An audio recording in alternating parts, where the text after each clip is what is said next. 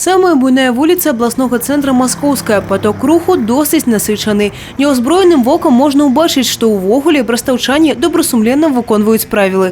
Фари включені. Это очень важно и очень серьезно. Будем соблюдать, включить фары.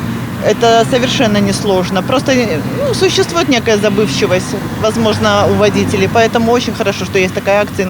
Все от водителей самих зависит, как они себя вообще ведут за рулем. Я думаю, что это важно, потому что все, что яркое, все, что мигает, оно всегда привлекает внимание. Основная мета акции – нагадать водителям и пешеходам, насколько важно быть пильными и уважливыми на дороге. Уважаемые участники дорожного движения, с 25 мая по 5 июня проводится республиканское специальное комплексное мероприятие «Внимание, дети».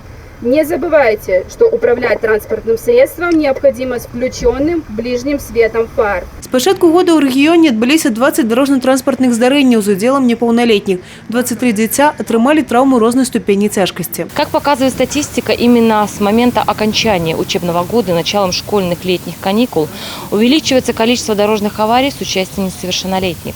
И целью проведения специального комплексного мероприятия именно является предупреждение дорожных аварий с участием детей. Госавтоинспекция призывает всех водителей быть предельно внимательными и осторожными при проезде нерегулируемых пешеходных переходов, при проезде учреждений образований, а также во дворовых территориях.